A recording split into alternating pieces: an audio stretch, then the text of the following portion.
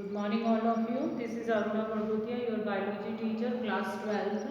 आज जो हम टॉपिक ले रहे हैं वो थर्ड चैप्टर का नेक्स्ट टॉपिक है जिसका नाम है स्ट्रक्चर ऑफ टेस्टिस। मैंने आपको पहली वीडियो में बता दिया था कि जो मेल रिप्रोडक्टिव जो सिस्टम होता है वो डिफरेंट टाइप्स ऑफ ऑर्गन से मिलकर बना होता है, जिसमें फर्स्ट टेस्टिस होती है। टेस्टिस के बाद वाला जो पार्ट होता है जिसको कि हम वासा डिफरेंशिया बोलते हैं, वासा डिफरेंशिया भी इसमें होता है, एपिडिडाइमिस होती है, पेनिस होता है और सेक्स ग्लैंड्स इसमें प्रेजेंट होती है।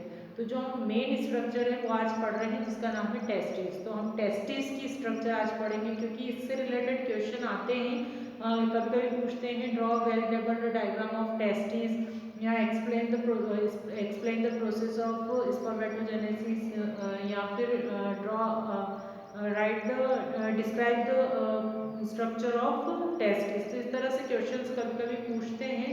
तो आज जो हम पढ़ रहे हैं वो टेस्टिस की स्ट्रक्चर पढ़ रहे हैं। ये आपके क्वेश्चन पर्टिकुलर क्वेश्चन होते हैं। तो टेस्टिस जो होती है वो मैंने बता दिया था आपको कि मेल रिप्रोडक्टिव ऑर्गन का फर्स्ट पार्ट टेस्टिस ही होती है। क्यों होती है?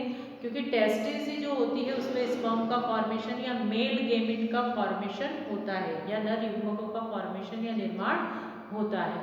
तो टेस्टिस जो होती है जनरली अगर देखा जाए तो शरीर के उदर भाग में एब्डोमेन वाले भाग में उपस्थित होती है, जो बाहर की ओर थैली के समान या पाउच लाइक स्ट्रक्चर में बंद होती है, जिसे कि वृषण कोश या वृषण कोश बोला जाता है या स्क्रोटम बोलते हैं। तो स्क्रोटम के अंदर ये बंद होती है और राउंडेड संरचना होती है, ये आपको दिख रही होगी इलेप्टिकल या राउंडेड, इस तरह से अंडाकार संरचनाएं होती है जो संख्या में दो होती है, पैर में उपस्थित होती है, जो टांगों के बीच में होती है, ठीक है, जिसको कि हम क्या बोलते हैं, स्क्रोटम बोलते हैं। स्क्रोटम जो होता है इसके आसपास अगर हम देखें तो रक्त केशिकाएं भी उपस्थित होती है, मतलब ब्लड वेसल्स भी पाई जाती हैं।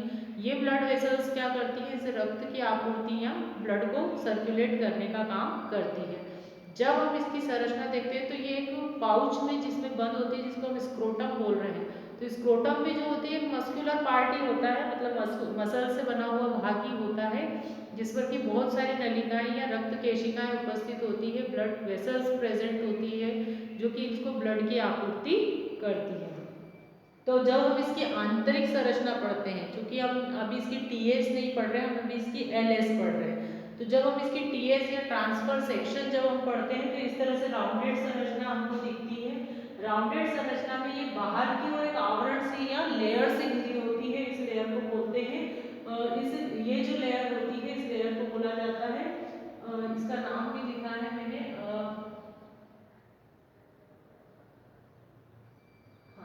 ये इस लेयर को स्क्रोटम बोला जाता है, इसको हम बोलते हैं स्क्रोटम। ये स्क्रोटम जो होती है ये एक लेयर होती है जिसके अंदर की टेस्टिस बंद होती है। जो टेस्टिस होती है तो टेस्टिस के अंदर बहुत सारे सेमिनिफेरस टिब्यूल्स होते हैं।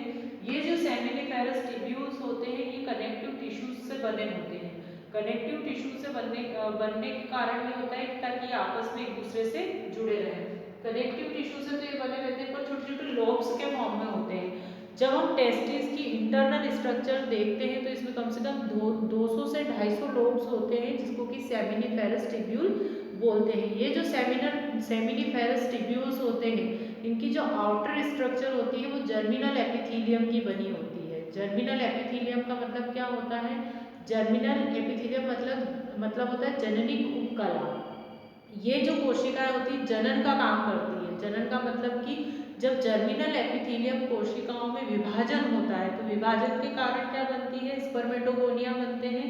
यही स्पर्मेटोगोनिया क्या करते हैं, प्राइमरी स्पर्मेटिड बनाते हैं, स्पर्मेटोसाइट बनाते हैं।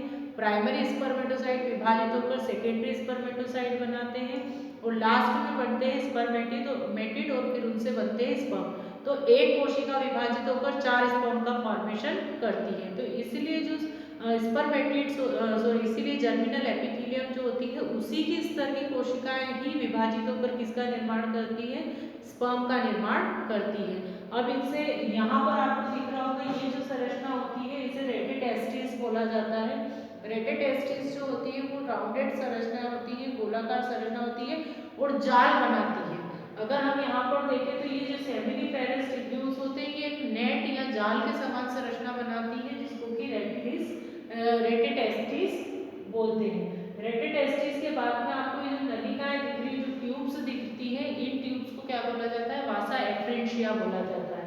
वासा एफ्रेंशिया जो होती है उसका काम क्या होता है कि जो टेस्टिस होती है, टेस्टिस से अंदर से, टेस्टिस के अंदर से स्पर्म का कलेक्शन जो होती है वो वासा एफ्रेंशिया ही करती है। और वासा एफ्रेंशिया एक बहुत ही ज़्यादा कॉम्प्लिकेटेड ट्यूब में खुलती है, उस ट्यूब को बोला जाता है एपिडिडाइमिस। एपिडिडाइमिस आगे जाकर एक लॉन्ग थिक स्ट्रक्चर बनाती है जिसको कि वासा डिफरेंशिया बोलते हैं। तो ये जो होती है ये एक्चुअली ट्यूब लाइक स्ट्रक्चर होती है, क्योंकि वासा डिफरेंशिया जो होती है, वासा एफ्रेंशिया और वासा डिफरेंशिया ही जो होती है वो स्पर्म का कलेक्शन करके लाती है और फिर पेनिस में ट्रांसफर करती है। इसमें और भी स्ट्रक्चर, ये सेप्टम्स दिख रहे हैं क्योंकि इसमें छोटे छोटे ब्लॉक्स होते हैं, अलग अलग सेप्टम्स होते हैं जिसको सेप्ट्यूला ऑफ टेस्टिस बोलते हैं। सेप्ट्यूला ऑफ टेस्टिस का मतलब क्या होता है कि जो टेस्टिस होती है वो अंदर से अलग अलग भाग में बटी होती है, इन्हीं भागों को सेप्ट्यूला टेस्टिस बोलते हैं। यहाँ पर हाँ, इस जो लेयर होती है, जो लेयर टेस्टिस के आउटर जो कवरिंग होती है उसे ट्यूनिका एल्बुजिनिया बोला जाता है। ट्यूनिका एल्बुजिनिया की ही स्तर होती है जो कि पेशियों से बनी होती है। पेशियां मतलब कि मसल्स से ये बनी होती है और ये होते हैं सेमिनिफेरस टिब्यूल।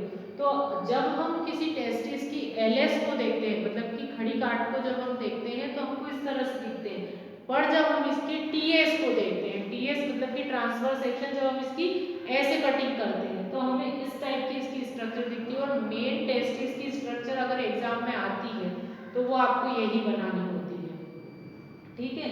अब जब टेस्टिस की हम इंटरनल स्ट्रक्चर को देखते हैं तो टेस्टिस की स्ट्रक्चर में हमको बहुत सारे लोब्स दिखते हैं, बहुत सारे लोब्यूल्स दिखते हैं, जिसे सेमिनिफेरस टिब्यूल बोला जाता है। सेमिनिफेरस जो टिब्यूल्स होते हैं उनकी संख्या 250 तक लगभग होती है, 200 से 250 तक इनकी संख्या होती है। और प्रत्येक सेमिनिफेरस टिब्यूल जो होता है उसके अंदर स्पर्म का निर्माण होता है और ये करोड़ों की संख्या में होता है, कि कोई नंबर्स की काउंटिंग नहीं होती, बहुत ज़्यादा नंबर्स में इनका फॉर्मेशन होता है। तो जब एक कंप्लीट हम एक ही सेमिनिफेरस टिब्यूल की स्ट्रक्चर जब हम देखते हैं तो इसके आसपास जो ये लेयर होती है, ये स्तर जो होती है, इसे जर्मिनल एपिथेलियम बोला जाता है। इसका नाम होता है जननी उपकला या जर्मिनल एपिथेलियम। इसका क्या काम होता है? ये जो जर्मिनल एपिथेलियम है, क्योंकि अगर हम देखें तो जो कोशिकाओं का विभाजन होता है वो दो प्रकार का होता है, जिसे कि हम समसूत्री या अर्धसूत्री या माइटोसिस और मियोसिस बोलते हैं। तो यहाँ पर जो विभाजन होता है वो एक तरह से देखा जाए तो अर्धसूत्री प्रकार का होता है। जितने भी जनन कोशिकाएं होती हैं उन जनन कोशिकाओं में अर्धसूत्री प्रकार का ही कोशिका विभाजन होता है।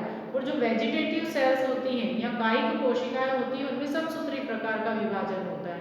तो जब यहाँ पर जननिक या जर्मिनल एपिथेलियम में जब विभाजन होने लगता है या इसमें डिवीजन जब होता है तो उस डिवीजन के कारण क्या बनती है? प्राइमरी स्पर्मेटोगोनिया बनती है। मैं आपको बता देती हूँ, फर्स्ट क्या बनती है? स्पर्मेटोगोनिया। तो ये जो सेल आपको दिख रही है, ये वाली जो सेल्स आपको दिख रही है, ये स्पर्मेटोगोनिया ही होती है। स्पर्मेटोगोनिया जब बन जाती है तो इनमें और विभाजन, स्पर्मेटोगोनिया बन गई, प्राइमरी सेल्स बन गई, फिर ये स्पर्मेटोगोनिया जो है कि फिर से विभाजित होगी तो क्या बनाती है? Primary spermatocyte. फिर ये स्पर्मेटोसाइट विभाजित होगी तो क्या बनाएगी? Secondary spermatocyte. सेकेंडरी स्पर्मेटोसाइट जब विभाजित होगी तो स्पर्मेटिड बनाती है। और ये स्पर्मेटिड्स जो होते हैं वो आगे जाके किसका फॉर्मेशन करते हैं? स्पर्म का फॉर्मेशन करते हैं। तो ये जो बनती है ये काम बनती है जो सेमिनिफेरस टिब्यूल्स जो होते हैं उसी के अंदर इनका फॉर्मेशन होता है। तो अब हम इसको यहाँ पर देखते हैं। ये जो जर्मिनल एपिथेलियम है, ये जर्मिनल एपिथेलियम क्या होगी? विभाजित होगी। विभाजित होकर क्या बनाएगी? फर्स्ट सेल्स जो बनाती है उसको हम क्या बोलते हैं? स्पर्मेटोगोनिया। स्पर्मेटोगोनिया विभाजित होकर सेकेंडरी से जो नेक्स्ट सेल्स बनाती है उसको प्राइमरी स्पर्मेटिड बोलते हैं। प्राइमरी स्पर्मेटिड के बाद जो नेक्स्ट सेल बनती है उसको सेकेंडरी स्पर्मेटोसाइट्स बोलते हैं। सेकेंडरी स्पर्मेटोसाइट के बाद जो सेल्स बनती है उसको स्पर्मेटिड बोलते हैं। और यही स्पर्म्स क्या होते हैं? जो अलग अलग ब्लॉक्स में होते हैं और दबते हैं तो ये क्या बना लेते हैं? स्पर्म। इनको बोला जाता है स्पर्म। तो मैच्योर स्पर्म जो होते हैं वो स्पर्मेटोगोनिया के बीच में होते हैं। यहाँ जो जर्मिनल एपिथेलियम होती है उसके फॉर्मेशन के बाद वो कहाँ आ जाते हैं, बीज में आ जाते हैं। तो जब ये बीज में आते हैं, तो जब ये पूरी तरीके से बन जाते हैं, तो बनने के बाद इनका जो एक तरह से देखा जाए तो ये कहाँ कलेक्ट होते हैं, इपिडिडाइमिस के अंदर, और इपिडिडाइमिस के अंदर आकर ये यहाँ पर वासा डिफरेंशिया के थ्रू कहाँ तक आते हैं, पेनिस तक आते हैं। तो यहाँ पर और भी सेक्स ग्लैंड्स प्रेजेंट होती है। ये सेक्स ग्लैंड्स क्या करती है, बहुत तरह के स्त्राव को निकालती है, सिक्रेशन को निकालती है, और जब वो सिक्रेशन उनमें मिक्स होता है तो उसको हम बोलते हैं सीमेन या वीर्य, है ना। तो इस तरह से इसकी सेल्स होती है। इनमें और भी चीजें होती है, कनेक्टिव टिश्यूज होते हैं, ब्लड वेसल्स होती हैं, ब्लड सेल्स होती हैं, क्योंकि ये भी क्या है, शरीर का एक हिस्सा है। तो यहाँ भी क्या होता है, रक्त की आपूर्ति या ब्लड पहुंचाने के लिए बहुत सारी ब्लड वेसल्स होती हैं जो इनको रक्त की आपूर्ति करती रहती है। तो इसकी संरचना में आपको दिख रहा होगा, ये तो हो गया सेमिनिफेरस टिब्यूल्स। यहाँ पर जो होते हैं मैच्योर स्पर्म होते हैं, क्योंकि इसके निर्माण के बाद ये कहाँ आ जाते हैं, मिडिल साइड में आ जाते हैं। ये जो होती है इसको बोलते हैं हम ब्लड वेसल्स। तो जो सेमिनिफेरस टिब्यूल्स होते हैं उनको रक्त की आपूर्ति या ब्लड पहुंचाने का काम कौन करती है, ब्लड वेसल्स करती है। और ये स्पर्मेटोजेनेसिस हो रहा है यहाँ पर। इसके बाद जो है हम वही प्रोसेस पढ़ेंगे स्पर्मेटोजेनेसिस, क्योंकि स्पर्मेटोजेनेसिस इसलिए पढ़ेंगे क्योंकि जर्मिनल एपिथेलियम से स्पर्म बनने की जो प्रोसेस होती है वो स्टेप्स में होती है। एकदम ये फॉर्मेशन नहीं होता है, पर्टिकुलर सेल्स होता है, जिसके सेल होती है जिनके डिवीजन के बाद ही स्पर्म्स बनते हैं। तो जर्मिनल एपिथेलियम में स्पर्मेटोगोनिया से स्पर्म बनने की जो प्रोसेस होती है उसको स्पर्मेटोजेनेसिस बोलते हैं। तो ये एक प्रोसेस है जो यहाँ पर हो रही है। ये आपको कनेक्टिव टिश्यूज दिख रहे हैं। कनेक्टिव टिश्यू का क्या काम होता है, इन जो ये सेमिनिफेरस जो टिब्यूल्स हैं इनको आपस में जोड़ने का काम, कनेक्शन करने का काम कौन करते हैं, कनेक्टिव टिश्यूज करते हैं। ये होते हैं यंग स्पर्म और ये होती है सर्टोली सेल। अब यहाँ पे एक चीज और आई है, नया नाम आया है जिसको हम बोल रहे हैं सर्टोली सेल। तो सर्टोली सेल का क्या काम होता है, जो सर्टोली सेल्स होती है उनका काम होता है, जो स्पर्म बन रहे हैं, जो स्पर्म मैच्योर होते हैं तो उनको न्यूट्रिशन ये प्रोवाइड करती है, क्योंकि उनको भी न्यूट्रिशन चाहिए बढ़ने के लिए। तो जो जितने भी न्यूट्रिएंट होते हैं वो कौन प्रोवाइड करते हैं, वो प्रोवाइड करती है सर्टोली सेल। तो इस तरह से पूरे टेस्टिस की इंटरनल स्ट्रक्चर होती है और वो आउटर स्ट्रक्चर होती है ना। अब यहाँ जो भी स्पर्म बनेंगे वो कहाँ चले जाएंगे, एपिडिडाइमिस के अंदर, वहीं पर ये कलेक्ट होते हैं। तो ये टेस्टिस की स्ट्रक्चर कंप्लीट हो गई। मेल रिप्रोडक्टिव अगर तो हमने टेस्टिस की स्ट्रक्चर पढ़ लिए आज, अब हम फीमेल रिप्रोडक्टिव स्ट्रक्चर में या फीमेल रिप्रोडक्टिव सिस्टम में ओवरी की स्ट्रक्चर पढ़ेंगे नेक्स्ट। Thank you.